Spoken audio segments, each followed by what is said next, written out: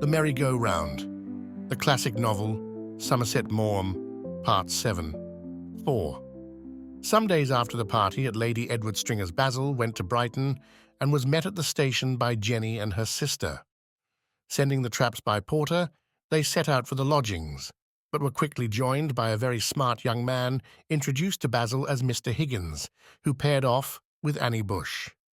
When they had gone ahead, Basil asked who he was. "He's Annie's latest," answered Jenny, laughing. "Have you known him long?" "We got to know him the second day we were down. I noticed him look at us, and I said to Annie, 'There you are, my dear. There's company for you when Basil comes, because I can't stick walking 3 in a row.'" "Who introduced him to you?" "What a silly you are," laughed Jenny. "He just came up and said good evening, and Annie said good evening, and then he began to talk. He seems to have lots of money. He took us to a concert last night, to the best places. It was nice of him, wasn't it?" "But, my dear child, you can't go about with people you don't know. You must let Annie enjoy herself. And he's a very respectable young fellow, isn't he? You see, living at home, she hasn't the opportunity to get to know men that I had. And he's quite a gentleman." "Is he? I should have thought him a most awful bounder." "You're so particular," said Jenny. "I don't see anything wrong in him." Arriving at the lodging-house, Annie, engaged in lively conversation with her new acquaintance, stopped till the others came up. She resembled Jenny as much as it was possible for a somewhat plain woman to resemble a beautiful. She had the same graceful figure, but her hair, arranged with needless elaboration, was colourless, and her complexion had not the mellow delicacy which distinguished her elder. "Jenny," she cried, "he won't come in to tea because he says you want to be alone with your hubby. Tell him it's all right." "Of course it's all right," said Jenny. "You come in and take a cup of tea with us, and then we'll all go on the front." He was evidently a facetious person, for while Basil washed, he heard the 2 women in the adjoining room shout with uproarious merriment. Presently, Jenny called out that tea was ready, and somewhat against his will, he was forced to go in. His wife, much better in health, talking and laughing loudly, was in high spirits, and the 3 had evidently enjoyed thoroughly the last 2 weeks, for they were full of remembered jokes.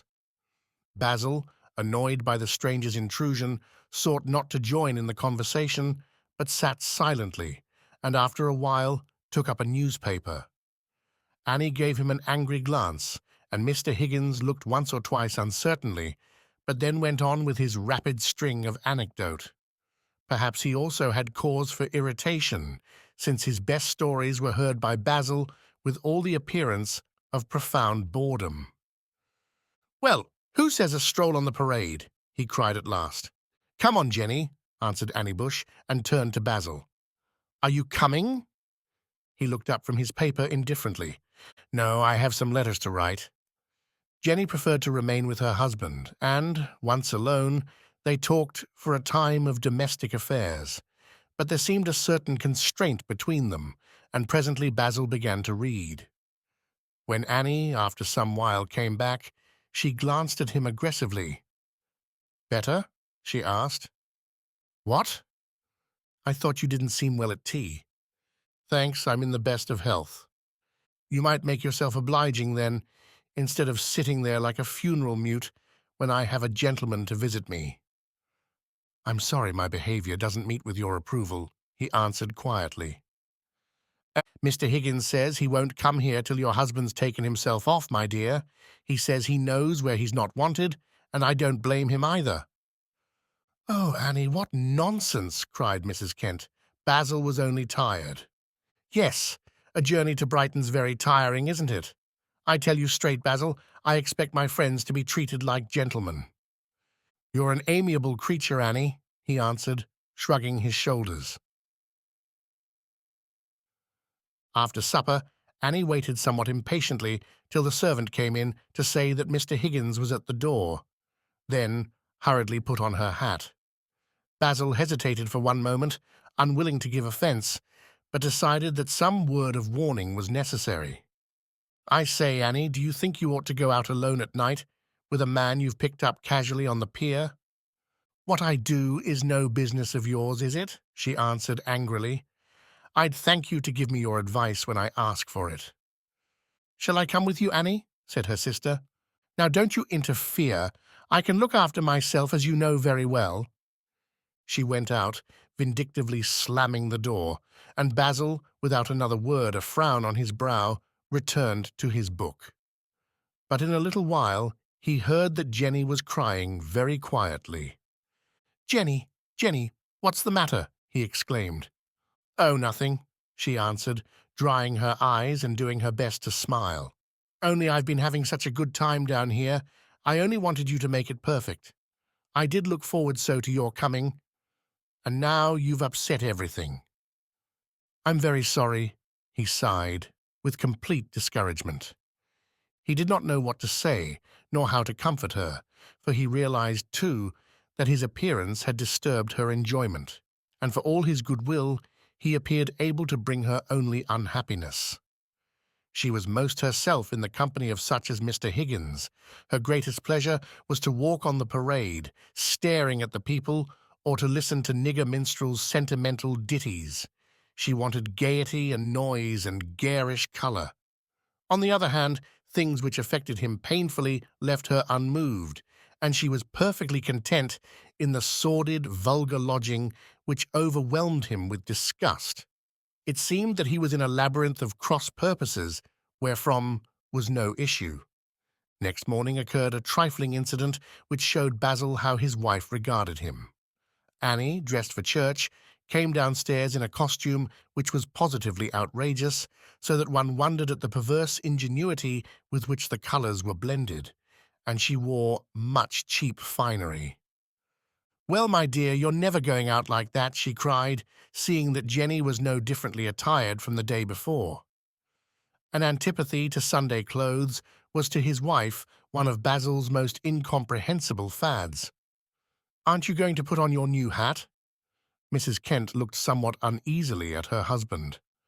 "I saw such a smart hat in a shop, Basil, and Annie simply made me buy it, and I must say it was dirt cheap, only 6 and 11. "This is evidently an occasion to put it on," he smiled.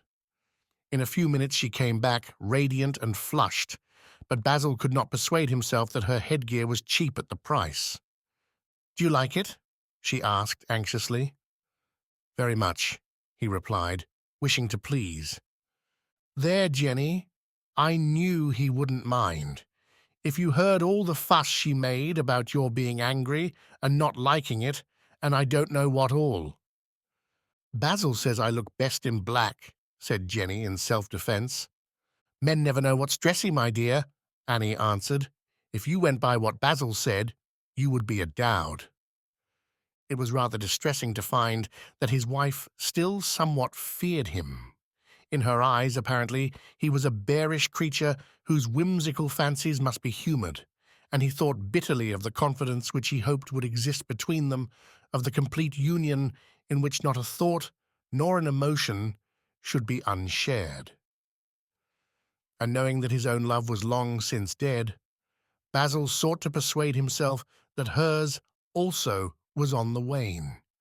The weekend bored him immensely, and it was not without relief that he found himself on Monday morning at the station, whither his wife accompanied him. "I'm awfully busy. I don't know whether I can manage to come down next Saturday," he said tentatively. But Jenny's eyes filled on a sudden with tears. "Oh, Basil, Basil, I can't live without you. I'd rather come up to town. If you don't like Annie, she can go away. Promise me you'll come. I look forward to it all the week." "You'll have a very good time without me. I've only made you wretched by my visit." "No, you haven't. I want you so badly. I'd rather be utterly unhappy with you than happy without. Promise me you'll come." "All right, I will." The chains that bound him were as fast as ever, and as the trains sped towards London, his heart beat madly, because each minute he drew nearer to Hilda Murray. It was very plain now that he loved her passionately, more than ever he had done, and with violent rage he told himself that she was lost to him for always. Intoxicated by the ring of her voice, by the sweep of her dress, by the tender look in her eyes, he repeated every word she had said at Lady Edward's. On Wednesday he was to dine with Miss Leigh, and already he felt sick with hope at the thought of meeting Hilda. In the afternoon, leaving chambers, he went home by way of Charles Street, and like a lover of 18, looked up at her windows. There were lights in the drawing-room, so that he knew she was at home, but he dared not go in. Mrs. Murray had not asked him to visit her, and he could not tell whether she had no wish to see him or whether she thought a call so obvious as to need no special invitation. The windows seemed to beckon, the very door offered a mute welcome. While he lingered, someone came out, Mr. Farley, and wondered angrily why he should go to that house so often. At length, with a desperate effort, he walked away. Though Basil went on Wednesday to Miss Leigh almost trembling with excitement, he managed to ask gaily who was expected to dinner, but his heart sank when she made no mention of Mrs. Murray. Then he wondered how to pass the dreariness of that evening to which he had so enormously looked forward. Since the meeting at Lady Edward Stringer's, the passion, hitherto dormant, had blazed into such a vehement flame that he could scarcely bear himself. It seemed impossible to live through the week without seeing Hilda. He could think of nothing else, and foresaw with sheer horror his excursion on Saturday to Brighton. Of course it was madness, and he knew well enough it was no use to see Mrs. Murray again. It would have been better if they had never met. But the sound sense which he preached to himself seemed folly, and his eagerness to see her overcame all prudence. He thought there could be no harm in speaking to her just once more, only once, after which he vowed entirely to forget her.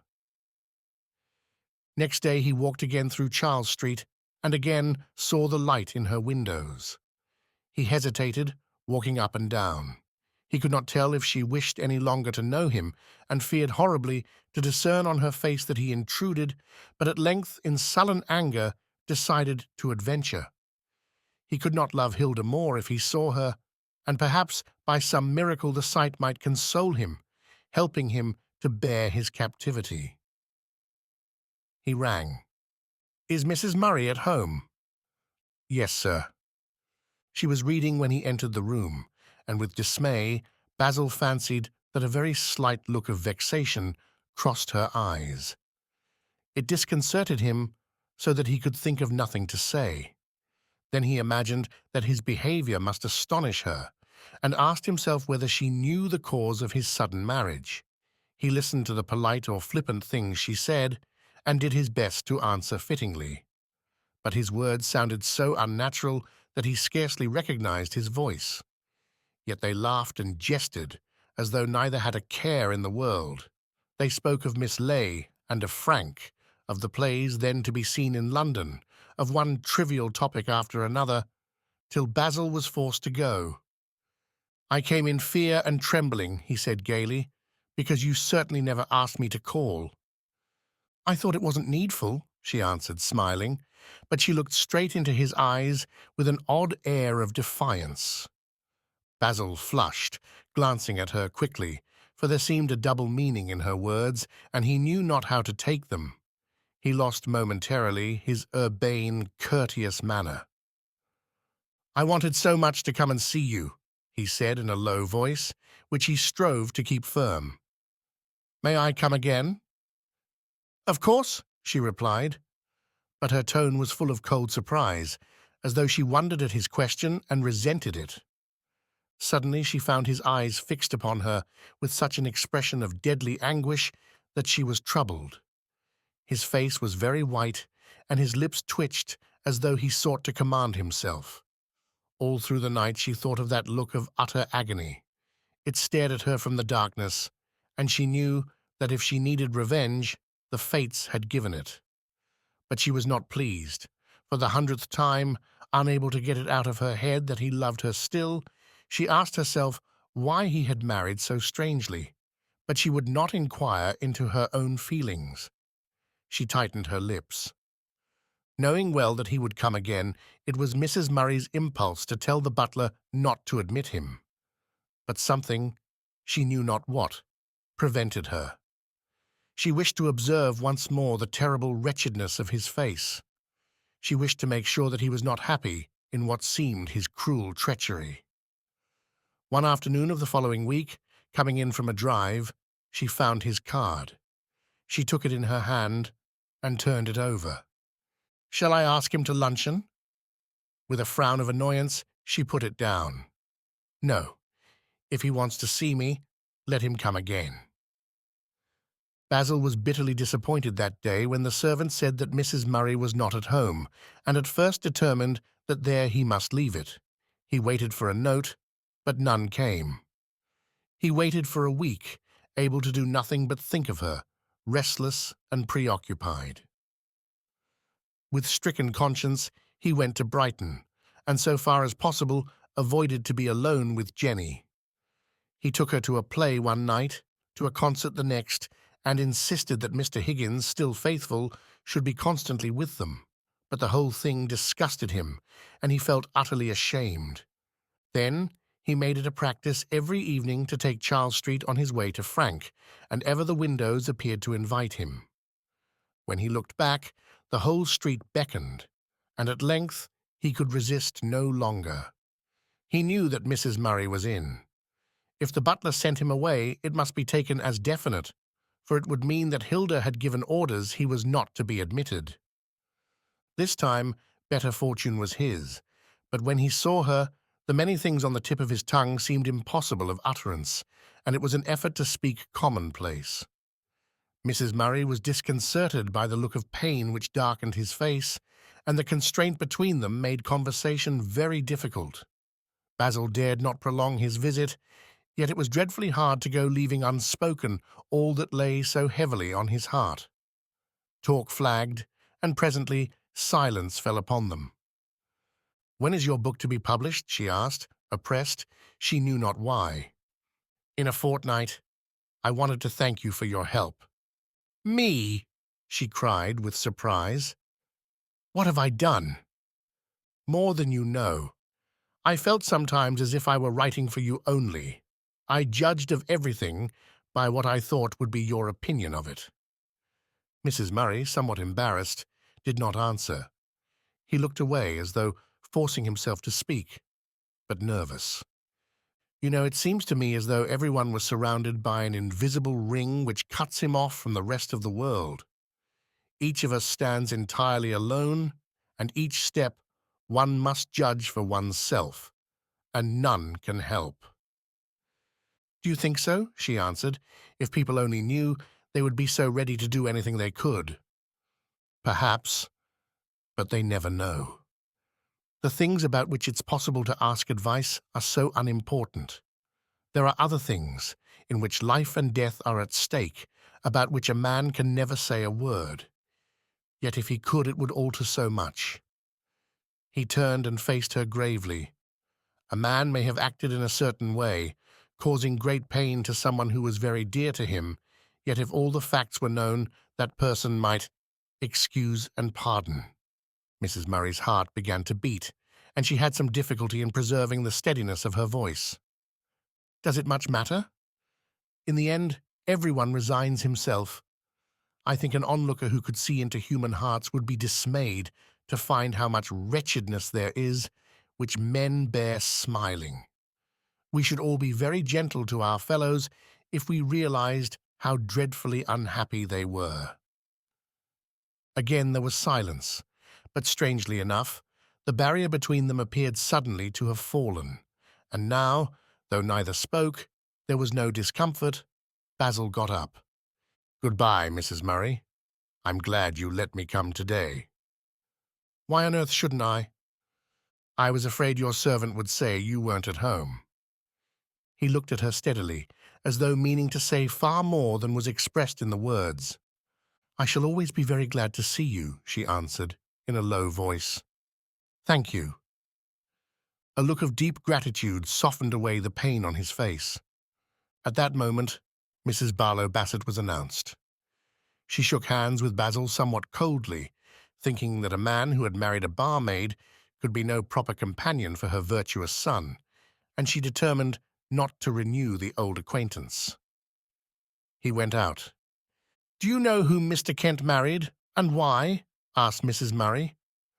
The question had been often on her lips, but pride, till this moment, had ever prevented her from making an effort to clear up a difficulty which had long puzzled her. "My dear Hilda, don't you know? It's a most shocking story. I must say I was surprised to find him here, but of course, if you didn't know, that explains it. He got into trouble with some dreadfully low creature. She's very beautiful. I've seen her." "You?" cried Mrs. Bassett with astonishment. "It seems there was going to be a baby, and he was forced to marry." Mrs. Murray blushed to the roots of her hair, and for one moment bitter anger blazed in her heart. Again she told herself that she hated and loathed him, but remembering on a sudden the woe in his eyes, knew it was no longer true. "Do you think he's very unhappy?" "He must be. When a man marries beneath him, he's always unhappy, and I must say, I think he deserves it. I told my boy the whole story as a warning. It just shows what comes of not having good principles." Mrs. Murray's eyes dwelt on the speaker absently, as though she thought of other things. "Poor fellow. I'm afraid you're right. He is very unhappy." 5. In his distress, Basil could scarcely bear the thought of resuming his old life at Barnes, so unprofitable to the spirit, mean and illiberal, and though ill able to afford it, pretexting Jenny's health, he insisted that she should remain longer at Brighton than was at first intended. But at length she was evidently quite well, and no persuasions of Basil could induce her to prolong her visit. They returned to the little house in River Gardens, and outwardly things went very much as in the past. Yet certain differences there were. They seemed more strange to one another after the temporary separation, and on each side trifles arose occasionally to embitter their relations. Basil observed his wife now in a more critical spirit, and certain little vulgarities which before had escaped him now set his teeth on edge. He thought that the company of her sister for 2 months had affected her somewhat badly. She used expressions which he found objectionable, and he could not help it if her manners at table offended his fastidious taste. He loathed the slovenly way with which she conducted her household affairs and the carelessness of her dress. Though what she bought was ever in outrageous taste, indoors she took no pains to be even tidy, and spent most of the day a dirty dressing-gown with bedraggled hair. But since alterations seemed impossible, Basil determined rather to ignore things, leading his own life apart and allowing Jenny to lead hers. When she did anything of which he disapproved, he merely shrugged his shoulders and pursed his lips. He grew much more silent, and did not now attempt to discuss with her matters wherein he was aware she took no interest. But he had reckoned without his wife's passionate affection, no less than when first they married. Realizing the change in him, of which the causes were to her quite incomprehensible, Jenny was profoundly disturbed. Sometimes she wept helplessly, wondering what she had done to lose his love, and at others, conscious of his injustice, broke irritably into sharp speeches. She resented his reserve and the indifference with which he put aside her questions on topics which before he would have eagerly discussed. Brooding over all this, she concluded that only a woman could have wrought this difference, and remembered on a sudden her mother's advice to keep a sharp eye on him. Basil one morning told her that he was dining out that day. He had accepted the invitation before he knew she would be back. "Who with?" asked Jenny, quickly suspicious. "Mrs. Murray, your lady friend who came down here to see you last year." "She came to see you," replied Basil, smiling. "Yes, I believe that. I don't think a married man ought to go dining in the West End by himself." "I'm sorry. I've accepted the invitation, and I must go." Jenny did not answer, but when Basil came home in the afternoon, watched him. She saw how restless he was. His eyes shone with excitement, and he looked at his watch a dozen times to see if it were time to dress. The moment he was gone, determined to find out on what terms he was with Mrs. Murray, and hindered by no scruple, she went to the pockets of the coat he had just taken off. But his pocketbook was not there. A little surprised, for he was careless about such things, she thought there might be a letter in the desk, and with beating heart went to it. But it was locked, and this unaccustomed precaution doubled her suspicions. Remembering that there was a duplicate key, she fetched it, and on opening the drawer at once came upon a note signed Hilda Murray. It began with Dear Mr. Kent, and ended Yours sincerely, a mere formal invitation to dinner. Jenny glanced through the other letters, but they related to business matters. She replaced them in the old order and locked the drawer. She felt sick with shame now that she had actually done this thing. "Oh, how he despised me!" she cried. And in terror, lest she had left any trace of her interference, she opened the drawer again and once more smoothed out and tidied everything. Basil had asked her not to wait up for him, but she could not go to bed. She looked at the clock, ticking so slowly, and with something like rage told herself that Basil all this time enjoyed himself and never thought of her.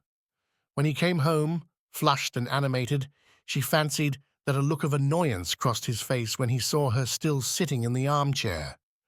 "Are you very sleepy?" he asked. "Yes." "Why don't you go to bed?" "I'm just going to have one more pipe." "I'll wait till you're ready." She watched him walk up and down the room, excited with his thoughts, and he never spoke to her. He seemed to have forgotten that she was present. Then rage and jealousy overcame all other feelings. "All right, my young fellow," she whispered to herself. "I'll find out if there's anything in this." She had taken note of Mrs. Murray's writing, and thenceforward examined closely the addresses of all letters that came for him to see if one was written by her. Basil had been used to leave his correspondence lying about, but now took care to lock up everything, and this convinced her that he had something to conceal. But she flattered herself, with a little bitter laugh, that she was fairly sharp, and he did not know that every day after he went out, she ransacked his desk. Though she never found anything, Jenny was none the less assured that there were good grounds for her jealousy. One morning she noticed that he was dressed in new clothes, and it flashed across her mind that in the afternoon he meant to see Mrs. Murray. It seemed to her that if he actually went, it would be a confirmation of her fears, while if not, she could put aside all these tormenting fancies. Knowing at what time he left chambers, Jenny, veiled and dressed soberly that she might not attract his attention, took up her stand in good time on the other side of the square and waited. Presently he came out, and she followed. She followed him sauntering down the Strand, she followed him to Piccadilly Circus, and here was obliged to come a little closer, for fear of losing him in the throng. On a sudden, he wheeled round and quickly strode up to her. She gave a stifled cry, and then, seeing his face white with rage, was overwhelmed with shame. "How dare you follow me, Jenny?" "I wasn't following you, I didn't see you." He called a cab and told her to get in, jumped up, and bade the driver go to Waterloo. They were just in time to catch a train to Barnes. He did not speak to her, and she watched him in frightened silence. He said no word during the walk back to the house. They went to the drawing-room, and he closed the door carefully. "Now will you have the goodness to tell me what you mean by this?" he asked. She gave no answer, but looked down in sullen anger. "Well?" "I won't be bullied," she answered.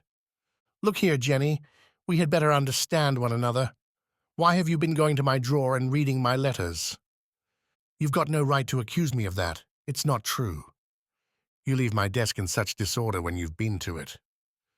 "Well, I've got a right to know. Where were you going today?" "That is absolutely no business of yours. I'm simply ashamed that you should do such horrible things. Don't you know that nothing is so disgraceful as to follow anyone in the street, and I'd sooner you stole than read private letters. I'm not going to stand by and let you run after other women, so you needn't think I am." He gave a laugh, partly of scorn, partly of disgust. "Don't be absurd. We're married, and we must make the best of it. You may be quite sure that I'll give you no cause for reproach. You're always after your fine friends that I'm not good enough for." "Good heavens!" he cried bitterly. "You can't grudge me a little relaxation. It surely does you no harm if sometimes I go and see the people I knew intimately before my marriage?" Jenny did not answer, but pretended to order anew flowers in a vase. Then she smoothed down cushions on the sofa and set a picture straight. "If you've done preaching at me, I'll go and take off my hat," she said at length viciously. "You may do exactly as you choose," he answered, with cold indifference. Shortly after this, Basil's novel was published. Knowing that it could not interest her, and conscious of her small sympathy, he gave a copy to Jenny somewhat shyly, but said no more than the truth when he wrote to Mrs. Murray that great part of his pleasure in the book's appearance lay in the fact that he was able to send it to her. He waited for her letter of thanks with as much anxiety as for the first reviews. She wrote twice, first to acknowledge the receipt and say that she had already read a chapter, then, having finished, to bestow enthusiastic praise. Her appreciation lifted him to a very heaven of delight. When Jenny, after an obvious struggle, reached the last page, he waited for some criticism, but since none came, was forced to ask what she thought. "I liked it very much," she said. But there was in her tone an unconcern which not a little incensed him, and though he knew this indifference pointed to no particular fault in his book, he was none the less profoundly humiliated. Yet a bitterer disappointment awaited him in the reviews which now began to come in. For the most part they were short, somewhat scornful, somewhat patronizing, and it appeared that this book, which he had imagined would raise him at once to a literary position of some eminence, was no more than prentice work, showing more promise than performance. Its merits indeed were not few, but scarcely such as to excite any sudden admiration. His construction was faulty, and in parts his attention to the environment suggested rather the essay or the treatise. The result, notwithstanding many qualities, was neither very good romance nor very good history. Two literary papers at length offered salve to his wounded vanity in long and appreciative notices, doing full justice to his passion for beauty, his measured and careful style, the clear-cut perfection of his portraits. The first of these was sent him with a note of congratulation by Mrs. Murray, and he read it with leaping heart. It gave him new confidence and a firmer resolution to do better in future. But though careful to hand over to Jenny all unfavorable criticisms, these, which from a literary standpoint were more important than all the others put together, with a kind of inverted pride, he forbore to show. The consequence of this was that Jenny gained a rather false impression of the book's failure, and the idea came that Basil, after all, was perhaps not such a wonderful person as once she fancied. She sought not to analyze her feelings, but had she done so, would have found in them a strange medley. She adored Basil passionately, jealously, but at the same time felt against him a sort of confused irritation which made her welcome the published sneers that wounded him so keenly. They seemed to draw him down to her, for if he was less clever than at first, she thought it lessened the distance between them. Yet the gulf which separated them grew daily greater, and quarrels were of more frequent occurrence. Basil, hating his life at Barnes, wrapped himself in a reserve which he strove to make impenetrable. He was very silent, going about his work methodically and doing his best to avoid the acrimonious discussions which Jenny forced upon him. He tried to relieve his unhappiness with unceasing toil and to counter his wife's ill temper with philosophic indifference. It drove her to furious anger that however she taunted, he seldom replied, and then only with cold sarcasm. But sometimes remorse seized her. Then she went to her husband in tears, begging him to forgive and asserting again her great love. And this, for some days, would be followed by a measure of peace. But one morning a more serious quarrel arose, for Basil, somewhat pressed for money, had discovered that James Bush, still out of work, was steadily borrowing from Jenny. He had begged her not to lend any more, and finding her unwilling to give a promise, was obliged somewhat peremptorily to insist that not another penny should go into the grasping hands of the Bush family. On both sides there was a good deal of irritation, and finally Basil flung out of the house. Presently James Bush, cause of all the trouble, sauntered in. "Where's his lordship this afternoon?" he asked, helping himself to Basil's cigarettes. "He's gone out for a walk." "That's what he tells you, my dear," he answered with a malevolent laugh. "Have you seen him anywhere?" asked Jenny quickly, full of suspicion. "No, I can't say I have, and if I wouldn't boast about it." "What did you mean, then?" she insisted. "Well, whenever I come here he's out for a walk." He glanced at her, and then without more ado asked for the loan of a couple of sovereigns. But Jenny, mindful of the morning's dispute, and regretfully conscious that herself had brought it about, firmly refused. Since he insisted, accusing her of meanness, she was forced to explain how heavy of late had been their expenses. The doctor had sent in a bill for £50. The visit to Brighton cost a great deal, and they would have much difficulty to make both ends meet. "It was a wonderful fine thing you did when you married him, Jenny, and you thought you'd done precious well for yourself, too." "I won't have you say anything against him," she cried petuously. "All right, keep your shirt in. I'm blowed if I know what you've got to stick up for him about. He don't care much about you." She looked up with a quick drawing in of the breath. "How do you know? Think I can't see?" He chuckled slyly at his own acuteness. "I suppose you haven't been crying today?" "We had a little tiff this morning," she answered. "Oh, don't say he doesn't care for me. I couldn't live." "Go along with you," he laughed. "Basil Kent ain't the only pebble on the beach." Jenny went to the window and looked out. She saw her husband walk slowly along, his head bent down, betraying in his whole appearance the most profound depression. And thinking of their wretchedness, she could not restrain her tears. Everything went against them, and though loving him so tenderly, some mysterious power seemed ever to force her to anger him. With entire despair, she turned to her brother and spoke words which had long been in her heart, but which till then she had not uttered to a living soul. "Oh, Jimmy, Jimmy, sometimes I don't know which way to turn. I'm that unhappy. If the baby had only lived, I might have kept my husband. I might have made him love me." She sank on a chair and hid her face, but in a moment, hearing the door close, looked up. "He's just come in, Jimmy. Mind you don't say anything to put him out. I'd just like to give him a piece of my mind." "Oh, Jimmy, don't. It was my fault that we quarreled this morning. I wanted to make him angry, and I nagged at him." She knew the best way to influence her brother. "Don't let him see that I've said anything to you, and I'll try and send you £1 tomorrow." "Well, he'd better not start patronizing me, because I won't put up with it. I'm a gentleman, and every bit as good as he is, if not better." At this, Basil came in, noticed James, but did not speak. "Afternoon, Basil? You here again?" he remarked indifferently. "Looks like it, don't it?" "I'm afraid it does." "Are you? I suppose I can come and see my own sister." "I suppose it's inevitable. Only I should be excessively grateful if you'd time your coming with my going, and vice versa."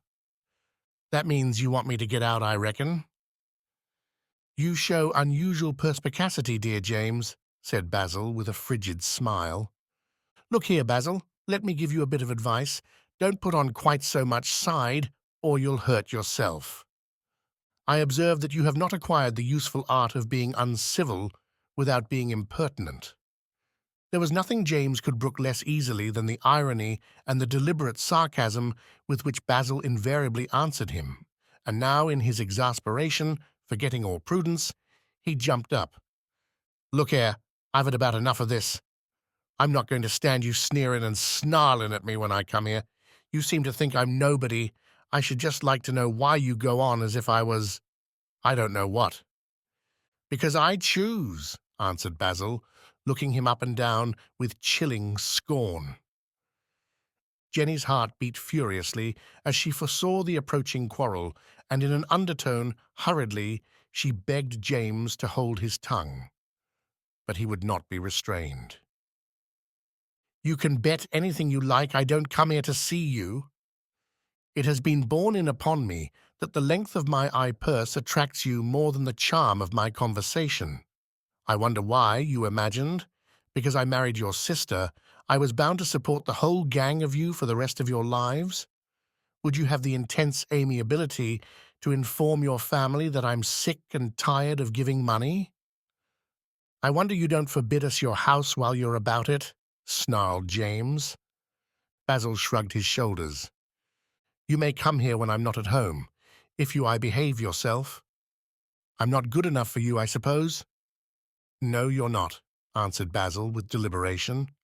"I dare say you'd like to get me out of the way, but I mean to keep my eye on you."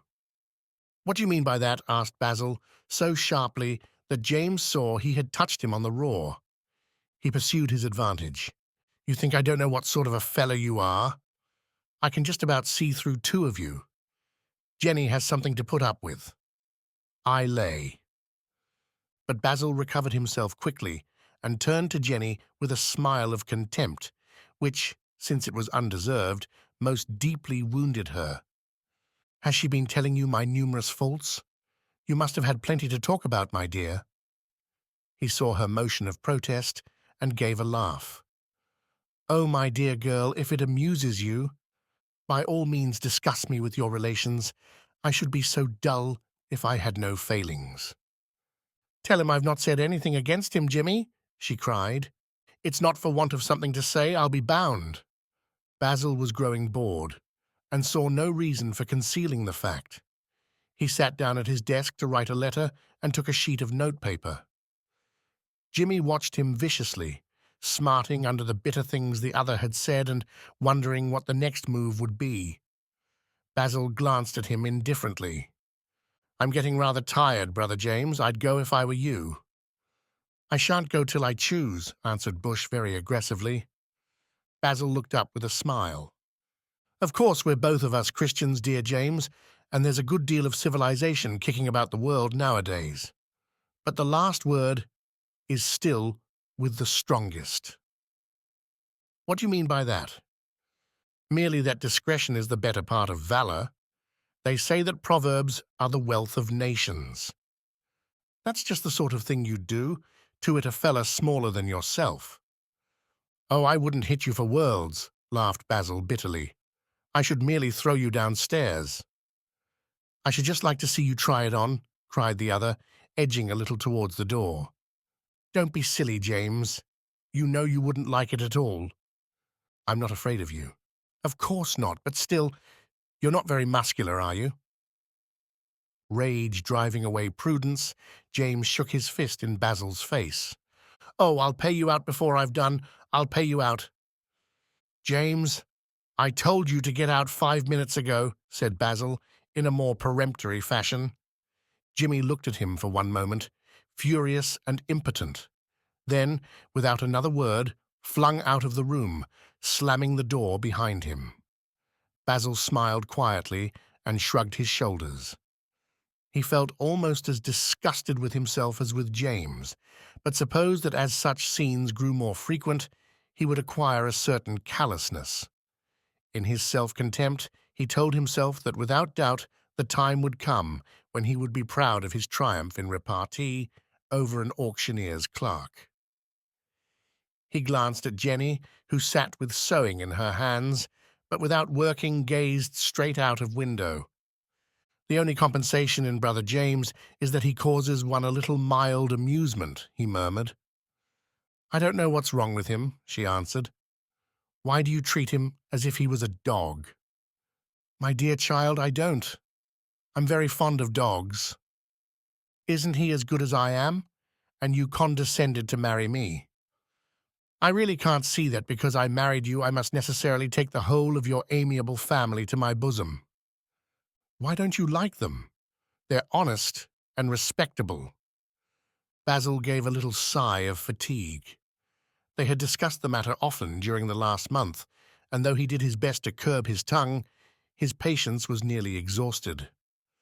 My dear Jenny, he said, we don't choose our friends because they're honest and respectable, any more than we choose them because they change their linen daily. But I'm willing to acknowledge that they have every grace and every virtue, only they rather bore me. They wouldn't if they were swells. He looked at her curiously, wondering why she imputed to him such despicable motives, and reflected that he could have been very good friends with his wife's relations if they had been simple country folk, unassuming and honest. But the family of Bush joined the most vulgar pretentiousness to a code of honor which could only in charity be called eccentric. Jenny brooded over his words, and after a silence of some minutes burst out impatiently. After all, we're not in such a bad position as all that.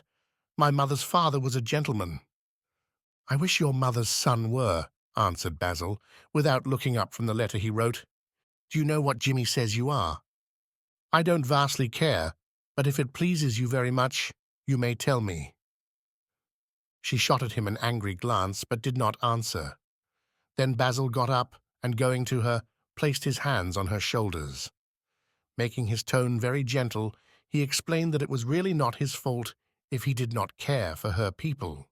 Could she not resign herself to the fact and make the best of it? Surely it would be better than to make themselves miserable. But Jenny, refusing the offer of reconciliation, turned away. You don't think they're good enough for you to associate with because they're not in swell positions. I don't in the least object to their being grocers and haberdashers, he answered with a flush of annoyance. I only wish they'd sell us things at cost price. Jimmy isn't a grocer or a haberdasher. He's an auctioneer's clerk. I humbly apologize. I thought he was a grocer because last time he did us the honor of calling, he asked how much a pound we paid for our tea and offered to sell us some at the same price. But then he also offered to insure our house against fire and to sell me a gold mine in Australia. Well, it's better to make a bit as best one can than to moon around like you do. Really, even to please you, I'm afraid I can't go about with little samples of tea in my pocket and sell my friends a pound or two when I call upon them.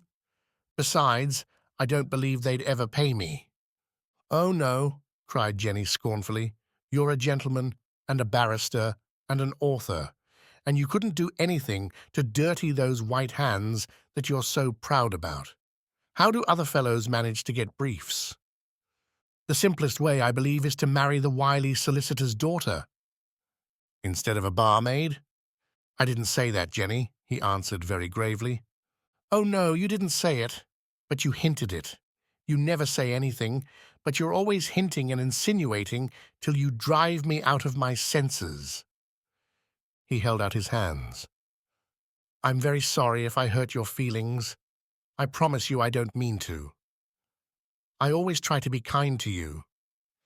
He looked at her wistfully, expecting some word of regret or affection, but sullenly, with tight-closed lips, she cast down her eyes and went on with her sewing. With darkened brows he returned to his letters, and for an hour they remained silent. Then Jenny, unable any longer to bear that utter stillness, which seemed more marked because he sat so near, hostile and unapproachable, went out to sit in her own room. Her anger was past, and she was frightened at herself. She wanted to think the matter out, and with despair remembered that there was none to whom she could go for advice. It would be impossible to make her own folk understand these difficulties, and instead of help, they would give only floats and cruel jibes. It crossed her mind to go to Frank, the only friend of Basil, whom she knew with any intimacy, for he came not infrequently to Barnes, and his manner, always so kind and gentle, made her think that she could trust him. But what should he care for her misery, and what assistance could he offer? She knew well enough the expressions of helpless sympathy he would use. It seemed that she stood quite alone in the world, weak and without courage, separated at once from those among whom her life had been spent, and from those into whose class her marriage had brought her.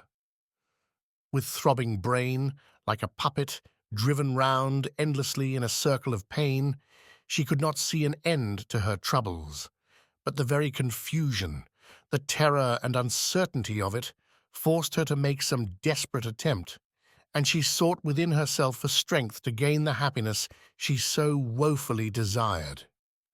She pondered over the events of the last year, picturing distinctly each passing scene, and saw the gradual bitterness that darkened the bliss of the beginning. Then she told herself that some great effort was needed, or it would be too late. She was losing her husband's love, and in bitter self-reproach took all the blame, therefore, upon her own shoulders. The only chance now was to change herself completely. She must try to be less exacting, less insanely jealous. She must at least attempt to be more worthy of him. In an agony of repentance, she reviewed all her faults. At last, with flushed cheeks and eyes still shining with tears, she went to Basil and laid her hand on his shoulder. "Basil, I've come to beg your pardon for what I said just now. I was carried away and forgot myself." There was a gentleness in her voice which he had almost forgotten. He stood up and took her hands, smiling brightly. "My dear girl, what does it matter? I'd forgotten all about it. I've been thinking it all over. We haven't been getting on very well of late, and I'm afraid I've been to blame. I did things I regret. I've been reading your letters." She blushed deeply with intense shame. "But I swear I won't do it any more. I will try to be a good wife to you. I know I'm not your equal, but I want to try to get up to you. And you must be patient with me. You must remember I've got a lot to learn." "Oh, Jenny, don't talk like that. You make me feel such a cad." She smiled through her tears. He spoke in just the same eager tone which in time past had so charmed her. But then a wistful look came to her face. "You do love me still a little, Basil, don't you?" "My darling, you know I do." He took her in his arms and kissed her. She burst into tears, but they were tears of joy, for she thought, poor thing, that there ended their troubles. The future would be brighter and quite different. 6.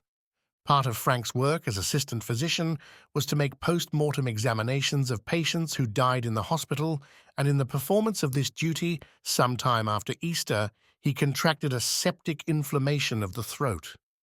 Characteristically making nothing of it till quite seriously ill, he was at length taken to St. Luke's in a high fever, delirious, and there for more than a week remained in a somewhat dangerous condition.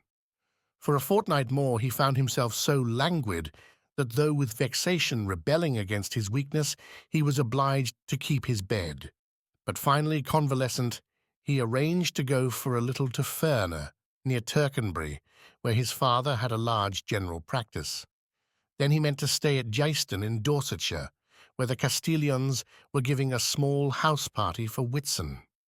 Nor was there much inconvenience in his taking then a needed holiday, for the absence during August and September of the physician whose place in the wards he must fill would keep him in town for the hottest months.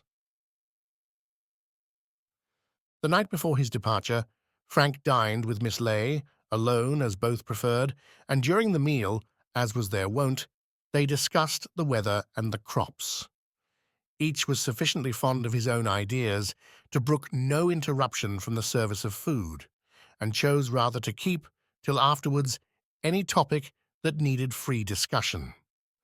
But when the coffee was brought into the library, Miss Ley being comfortably stretched on a sofa, and Frank, with his legs on an armchair, lit his cigar, they looked at one another with a sigh of relief and a smile of self-satisfaction. "You are going down to Geiston, aren't you?" he asked. "I don't think I can face it. As the time grows nearer, I begin to feel more wretched at the prospect, and I'm convinced I shall have worried myself into a dangerous illness by the appointed day. I don't see why at my age I should deliberately expose myself to the tedium of a house party. Paul Castillon has notions of old-fashioned hospitality, and every morning after breakfast asks what you would like to do, as if any sensible woman knew at that preposterous hour what she wanted to do in the afternoon. But it's a mere form, because he has already mapped out your day, and you'll find every minute has its fixed entertainment. Then it bores me to extinction to be affable to people I despise and polite. Oh, how I hate having to be polite. A visit of 2 days makes me feel as if I should like to swear like a Billingsgate fishwife, just to relieve the monotony of good manners." Frank smiled, and drinking his Benedictine, settled himself still more comfortably in his chair. "By the way, talking of good manners, did I tell you that just before I grew seedy, I went to 3 dances? I thought you hated them." "So I do, but I went with a special object. The chief thing that struck me was the execrable breeding of the people. Supper was to be ready at midnight, and at 11:30 they began to gather round the closed doors of the supper-room. By 12 there was as large a crowd as at the pit entrance of a theatre, and when the doors were thrown open they struggled and pushed and fought like wild beasts. I'm sure the humble Pittite is never half so violent, and they just flung themselves on the tables like ravening wolves. Now, I should have thought polite persons showed no excessive anxiety to be fed. By Jove, they made a greater clamour than the animals at the zoo." "You're so bourgeois, dear Frank," smiled Miss Ley. "Why do you suppose people go to a dance, if not to have a good square meal for nothing? But that was surely not your object." "No, I went because I'd made up my mind to marry." "Good heavens!" Having arrived at the theoretical conclusion that marriage is desirable, I determined to go to 3 dances to see whether I could find anyone with whom it was possible, without absolute distaste, to contemplate passing the rest of my days. I danced and sat out with 75 different persons, Miss Lee, ranging in age from 17 to 42, and I can honestly say I've never been so hideously bored in my life. It's no good. I'm doomed to a career of single blessedness. I didn't think I should fall desperately in love on the spot, but it seemed possible that one of those 75 blooming maidens would excite in me some faint thrill. Not one disturbed my equilibrium for a single moment. Besides, they were mostly physical or anemic or ill-developed. I hardly saw one who appeared capable of bearing healthy children. For a moment they were silent, while Miss Ley, not without amusement, pondered over Frank's fantastic scheme for finding a wife. "And what are you going to do now?" she asked. "Shall I tell you?" He put aside the light manner which prevented one from seeing how much of what he said was seriously meant, and how much deliberate nonsense, and leaned forwards, his square, strong chin on his hand, looking at Miss Ley with steady gaze. "I think I'm going to chuck everything." "What on earth do you mean?" "I've been thinking of it more or less for some months, and during this last fortnight in bed, I've put 2 and 2 together. I'm going home partly to sound my people. You know my father has toiled year after year, saving every penny he could, so that I might have the best possible medical education and take at once to consulting work without any anxiety about my bread and butter. He knew it entailed earning very little for a long time, but he was determined to give me a chance. It's a poorish practice round Ferner, and he's never had a holiday for 30 years. I want to find out if he could bear it if I told him I intend to abandon my profession." "But, my dear boy, do you realize that you wish to give up a very brilliant career?" exclaimed Miss Ley in some consternation. "I've considered it pretty carefully.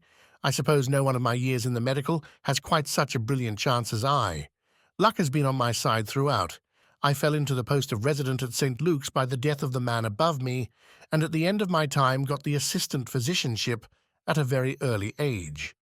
I have friends and connections in the world of fashion, so that I shall soon have a rich and important practice. In due course, I dare say, if I stick to it, I may earn 10 or 15,000 a year, be appointed a royal physician, and eventually be baroneted, and then I shall die and be buried, and leave rather a large fortune. That is the career that awaits me. I can see myself in the future portly and self-complacent, rather bald, with the large watch chain, the well-cut frock coat, and the suave manner of the modish specialist.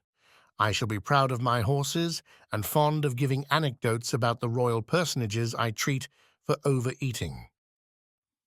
He paused, looking straight in front of him at this imaginary Sir Francis Hurrell, who strutted pompously, sleek and prosperous, under a load of honours. Miss Ley, deeply interested in all stirrings of the soul, observed keenly his look of scorn. But it seems to me at the end of it, I may look back, intensely bored with my success, and say to myself that after all, I haven't really lived a single day. I'm 30 now, and my youth is beginning to slip away. Callow students in their first year think I'm quite middle-aged, and I haven't lived yet. I've only had time to work, and by Jove, I have worked like the very devil. When my fellow students spent their nights in revelry, at music halls, kicking up a row and getting drunk, or making love to pretty wantons, when they played poker into the small hours of the morning, reckless and light of heart, I sat working, working, working. Now, for the most part, they've settled down as sober, tedious general practitioners, eminently worthy members of society, and respectably married. And a fool would say, I have my reward because I'm successful and somewhat distinguished, while they, for past dissipation, must pay to their life's end with the stupidest mediocrity. But sometimes their nerves must tingle when they look back on those good days of high spirits and freedom. I have nothing to look back on but the steady acquirement of knowledge. Oh, how much wiser I should have been to go to the deuce with them! But I was just a virtuous prig. I've worked too much, I've been altogether too exemplary, and now my youth is going, and I've known none of its follies. My blood burns for the hot, mad riot of the devil-may-cares. And this medical life isn't as I thought once, broad and catholic. It's warped and very narrow. We only see one side of things. To us, the world is a vast hospital of sick people, and we come to look upon mankind from the exclusive standpoint of disease. But the wise man occupies himself not with death, but with life, not with illness, but with radiant health. Disease is only an accident, and how can we lead natural lives when we deal entirely with the abnormal? I feel I never want to see sick persons again. I can't help it. They horrify and disgust me. I thought I'd busy myself with science, but that too seems dead to me and irksome. It wants men of different temper from mine to be scientists. There are plenty to whom the world and its glories are nothing, but I have passions, hot, burning passions. My senses are all alert, and I want to live. I wish life were some rich fruit, that I could take it in my hands and tear it apart and eat it piece by piece. How can you expect me to sit down at my microscope hour after hour when the blood is racing through my veins and my muscles are throbbing for sheer manual labor? In his excitement, he jumped up and walked up and down, blowing out the smoke furiously in white clouds. The old fable of the ant and the grasshopper came to Miss Ley's mind, and she reflected that so at the approach of autumn might have reasoned the ant when she contemplated her store of food laboriously collected. Perhaps she bitterly envied the grasshopper who had spent the glorious days in idle singing, and in her heart, notwithstanding an empty larder and the cold winter to come, felt that the careless songster had made a better use than she of the summer-time. Do you think you'll have the same ideas after a fortnight in the country has brought you back again your full health? Asked Miss Ley meditatively. She was astonished at the effect of this question, for he turned on her with an anger which she had never seen in him before. "Do you think I'm an absolute fool, Miss Ley?" he cried. Do you think these are mere idle, womanish fancies? I've been thinking of this for months, and my illness has left my brain clearer than ever it was. We're all tied to the wheel, and when one of us tries to escape, the rest do all they can by jibes and sneers to hold him back. I didn't mean to hurt your feelings, my son, smiled Miss Ley indulgently. You know I have a certain discreet affection for you. I beg your pardon. I didn't mean to be so violent, he answered, quickly penitent, but I feel as though chains were eating into my flesh, and I want to get free. I should have thought London offered a fairly spirited and various life. London doesn't offer life at all, it offers culture. Oh, they bore me to extinction. The people I go and see, all talking of the same things and so self-satisfied in their narrow outlook. Just think what culture is. It means that you go to first nights at the theatre and to private views at the Academy.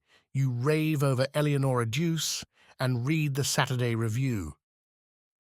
You make a point of wading through the latest novel talked of in Paris, discuss glibly the books that come out here, and occasionally meet at tea the people who write them. You travel along the beaten track in Italy and France, much despising the cook's tourist, but really no better than a vulgar tripper yourself. You're very fond of airing your bad French, and you have a smattering of worse Italian.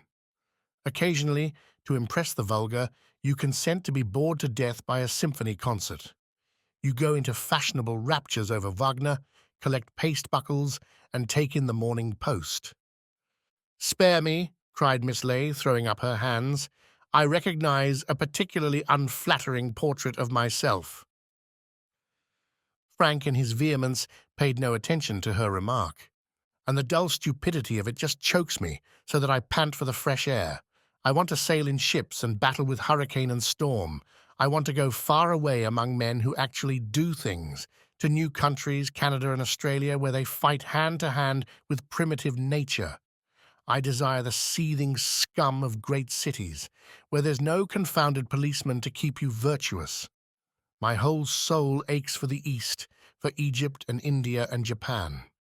I want to know the corrupt, eager life of the Malays and the violent adventures of South Sea islands.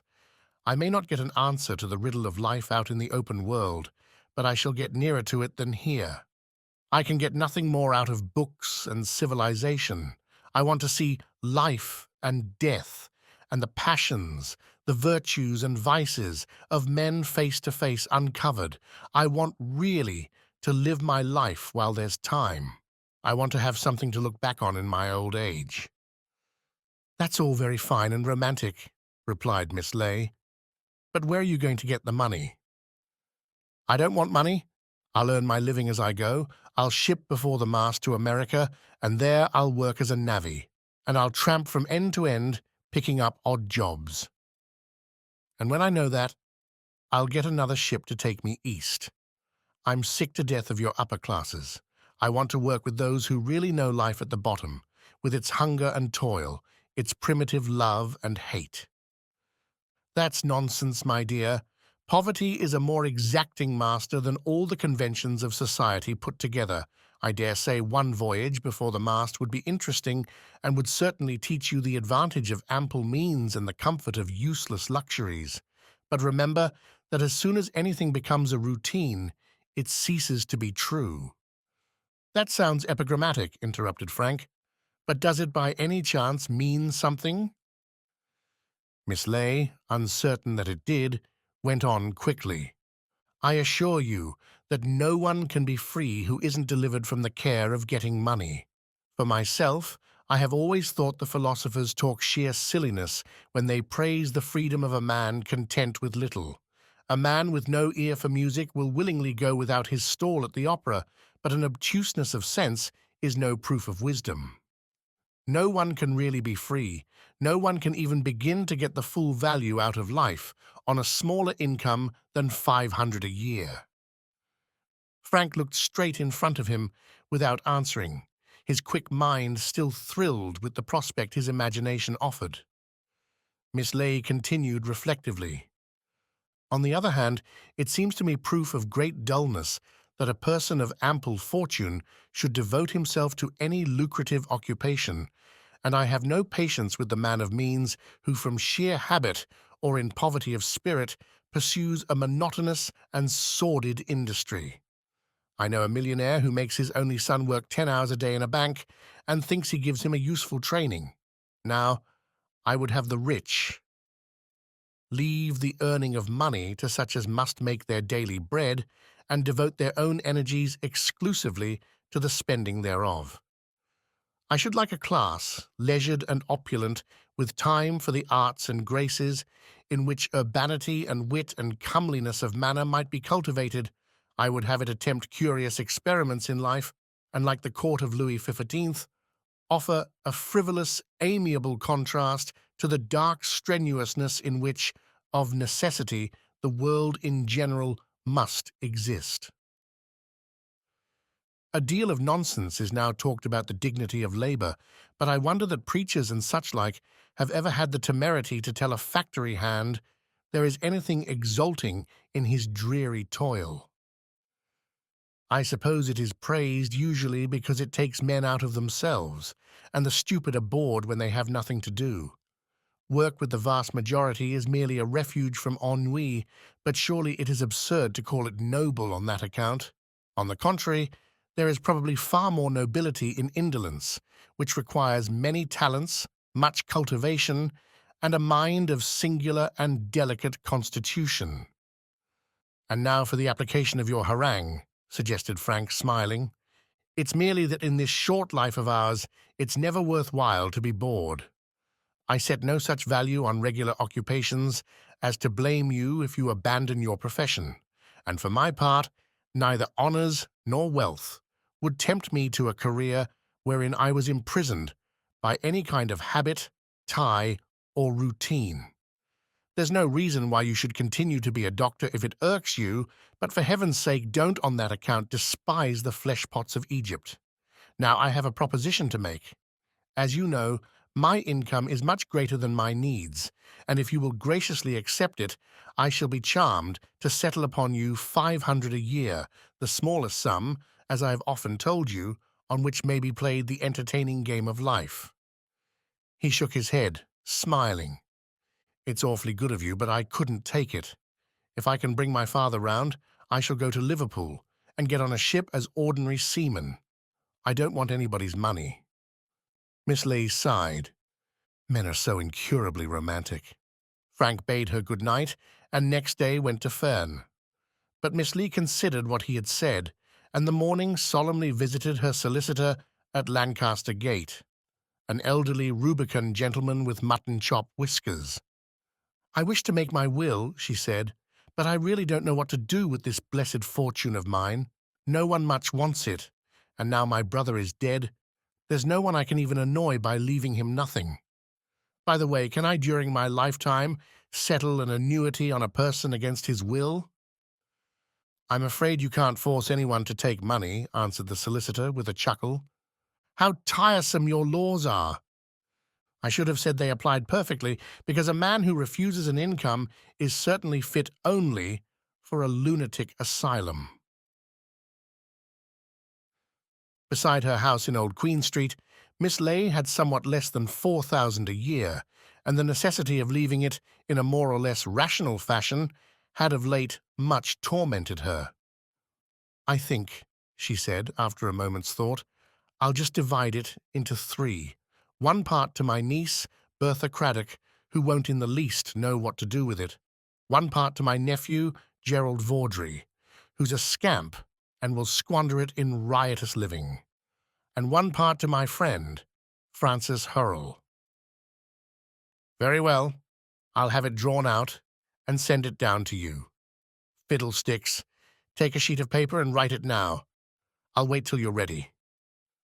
The solicitor, sighing over this outrage to the decorum of legal delays, but aware that his client was of a peremptory nature, did her bidding, and calling in a clerk with him, witnessed her signature.